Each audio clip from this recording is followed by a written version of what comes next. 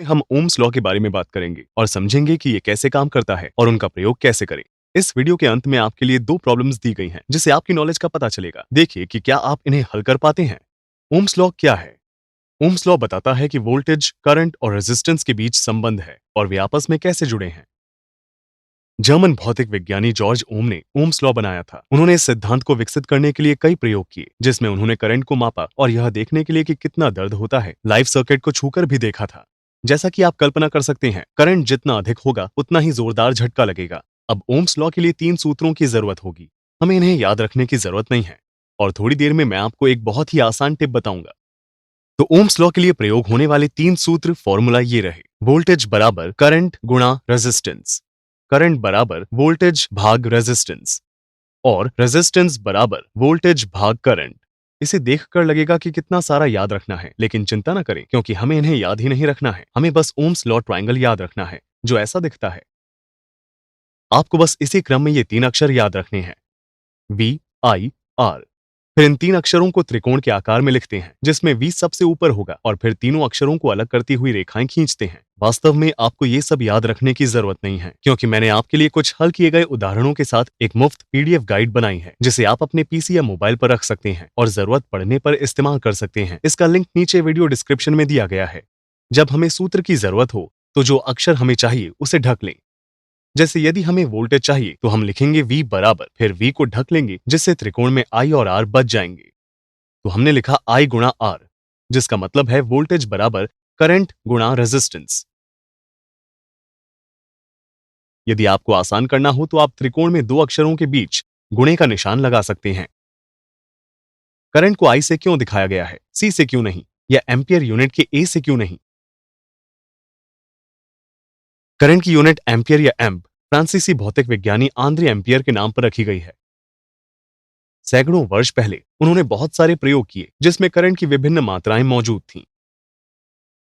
उन्होंने इसे इंटेंसाइड due current का नाम दिया, यानी करंट की तीव्रता या इंटेंसिटी। जब उनका काम प्रकाशित हुआ तो उसमें आई अक्षर का इस्तेमाल किया गया और इस तरह यह स्टैंडर्ड बन गया जो आज भी प्रयोग होता है। आपने ऐसे सूत्र भी देखे होंगे जिसमें वी की जगह ई का प्रयोग होता है। ई का मतलब है EMF या इलेक्ट्रोमोटिव फोर्स।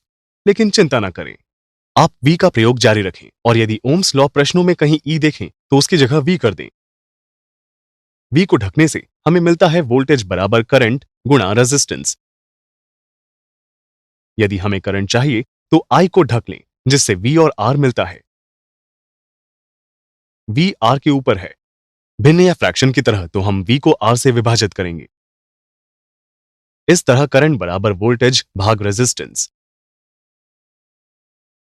यदि रेजिस्टेंस चाहिए तो लिखेंगे आर बराबर और आर को ढक लेंगे जिससे वी और आई बच जाएंगे। रेजिस्टेंस बराबर वोल्टेज भाग करंट। इन फॉर्मूलाज का प्रयोग कैसे करते हैं, चलिए कुछ उदाहरण देखें। सबसे पहले देखते हैं कि वोल्टेज कैसे प्राप्त करते हैं और ये दूसरे पार्ट से किस प्रकार संबंधित है। हमारे पास बैटरी और रेजिस्टर का एक सरल इलेक्ट्रिकल सर्किट है, लेकिन हमें बैटरी की वोल्टेज पता नहीं है। रेजिस्टर 3 ओम का है और जब हम मल्टीमीटर को सर्किट से जोड़ते हैं तो एम्प्स की रीडिंग मिलती है। हमें वोल्टेज पता करनी है। ओम्स ट्रायंगल का प्रयोग करके हम V को ढकते हैं जिससे हमें मिलता है V बराबर I गुणा R। हम जानते हैं कि करंट 2 एम्प्स है और रेजिस्टेंस 3 ओम है, इसलिए 2 में 3 का गुणा करने से 6 मिलता है। इसलिए बैटरी 6 वोल्ट की होगी। अगर 6 वोल्ट की 2 बैटरीज को सीरीज में लगाकर वोल्टेज को दोगुना कर दें, हमें 12 वोल्ट मिलेंगे। इसे अब सर्किट में जोड़ दें तो करंट भी दोगुना हो जाएगा, 4 एम्प्स। अब अगर फिर से वोल्टेज दोगुना यानी 24 वोल्ट कर दें तो करंट 8 एम्प्स हो जाएगा। तो यहां क्या संबंध है? हम देख सकते हैं कि करंट सीधे वोल्टेज के समानुपाती है। अगर वोल्टेज को दोगुना करें तो करंट भी दोगुना हो जाता है। याद रखें, वोल्टेज एक दबाव की तरह है। यह सर्किट में धक्का देने वाला बल है। यह तारों में इलेक्ट्रॉन्स को धकेल देता है और जब हम लैंप जैसी किसी चीज को इन इलेक्ट्रॉन्स के रास्ते में रखते हैं तो वे उसमें से गुजरते हैं जिससे लैंप प्रकाशित हो जाता है। वोल्टेज दोगुनी करने से हम देखते हैं कि करंट भी दोगुना हो जाता है, मतलब ज्यादा इलेक्ट्रॉन बहते हैं और ऐसा इसलिए होता है क्योंकि हम अधिक दबाव या अधिक वोल्टेज देते हैं। यह बिल्कुल वैसा ही है, यदि हम बड़ा वाटर पंप इस्तेमाल करें तो ज्यादा पानी बहेगा। तो अब करंट की गणना करें। मान लें कि 3 ओम का लैंप 6 वोल्ट की पावर सप्लाई से कनेक्ट है। करंट प्राप्त करने के लिए हम लिखेंगे I बराबर और फिर त्रिकोण में I को ढक देंगे, जिससे हमें मिलता है V भाग R।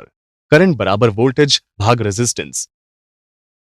वोल्टेज 6 वोल्ट और रेजिस्टेंस 3 ओम है, तो करंट 2 एम्प्स होगा।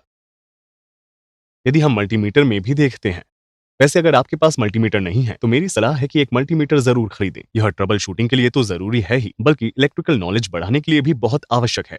कौन सा मल्टीमीटर लें और कहां से लें, इस बारे में मैं नीचे लिंक दे रहा हूं। तो हमने देखा है कि सर्किट में 3 ओम का रेजिस्टेंस लगाने से क्या होता है, लेकिन यदि सर्किट में एक और 3 ओम का लैंप लगा दें तो रेजिस्टेंस दोगुना होकर 6 ओम हो जाएगा, जबकि करंट घटकर 1 एम्प्स यानी आधा हो जाएगा।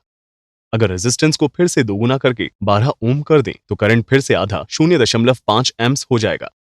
हम इसे देख भी सकते हैं क्योंकि करंट कम होने से लैंप की चमक कम हो जाती है। तो इनमें आपस में क्या संबंध है? हम देख सकते हैं कि करंट रेजिस्टेंस के व्युत्क्रमानुपाती है। जब रेजिस्टेंस को दोगुना किया जाता है तो करंट आधा रह जाता है। करंट इलेक्ट्रॉन्स फ्लो या इलेक्ट्रॉनों का प्रवाह है। लैंप को प्रकाशित करने के लिए हमें उसमें से इलेक्ट्रॉन्स प्रवाहित करने होंगे। यह हम कैसे करते हैं? हम दोनों सिरों पर वोल्टेज देते हैं। वोल्टेज इलेक्ट्रॉन्स को धक्का देता है। कॉपर वायर के अंदर एटम की वैलेंट शेल में मुक्त इलेक्ट्रॉन या फ्री इलेक्ट्रॉन होते हैं, जो आसानी से दूसरे कॉपर एटम में जा सकते हैं। वे दूसरे कॉपर एटम में जा तो सकते हैं, लेकिन उनकी दिशा एक जैसी नहीं होगी, तो उसका कोई लाभ नहीं होगा। लैंप को चालू करने के लिए हमें ढेर सारे इलेक्ट्रॉन एक ही दिशा में चाहिए। जब हम वोल्टेज सोर्स से कनेक्ट करते हैं तो बैटरी के दबाव से इलेक्ट्रॉनों को सर्किट में एक ही दिशा में धकेलते हैं। उदाहरण के लिए 1.5 ओम के इस रेजिस्टिव लैंप को ऊर्जा देने के लिए 1.5 वोल्ट की बैटरी को 1 एम्प्स का करंट आवश्यक होगा। इसका अर्थ है कि हर सेकंड बैटरी से लैंप में 6 क्विंटिलियन 242 क्वाड्रिलियन इलेक्ट्रॉन गुजरने चाहिए। यदि हम इसे प्राप्त कर लेते हैं, लैंप पूरी चमक देगा। अगर वोल्टेज या करंट कम होता है या फिर सर्किट का रेजिस्टेंस बढ़ता है तो लैंप धीमा हो जाएगा। चलिए अब रेजिस्टेंस प्राप्त करते हैं। मान लिया कि 12 वोल्ट की पावर सप्लाई से एक रेजिस्टिव लैंप कनेक्ट है। हमें नहीं पता कि सर्किट में कितना रेजिस्टेंस जोड़ना है, लेकिन करंट 0.5 एम्प्स है। रेजिस्टेंस पाने के लिए लिखेंगे R बराबर और फिर त्रिकोण में R को ढक लेंगे। हमारे पास V और I बचता है, इसलिए रेजिस्टेंस बराबर वोल्टेज भाग करंट। हम जानते हैं कि वोल्टेज 12 वोल्ट्स और करंट 0.5 एम्प्स है, तो 12 भाग 0.5 बराबर 24 ओम का रेजिस्टेंस। रेजिस्टेंस इलेक्ट्रॉन फ्लो का विरोध करता है। यह इलेक्ट्रॉनों को बहने से रोकता है। इसलिए हम करंट कम करने और एलईडी जैसे पुर्जों की सुरक्षा के लिए सर्किट में रेजिस्टर्स का प्रयोग करते हैं। यदि हम एक एलईडी को सीधे 9 वोल्ट की बैटरी से जोड़ें तो यह उड़ जाएगा, क्योंकि वोल्टेज और करंट बहुत अधिक है। लेकिन जब हम सर्किट में एक रेजिस्टर लगा देते हैं तो एलईडी सुरक्षित रहती है और तेज चमकती है। तो एक सर्किट में हम वोल्टेज बढ़ाकर करंट बढ़ा सकते हैं। हम रेजिस्टेंस कम करके भी करंट बढ़ा सकते हैं। रेजिस्टेंस बढ़ाकर करंट को कम भी कर सकते हैं।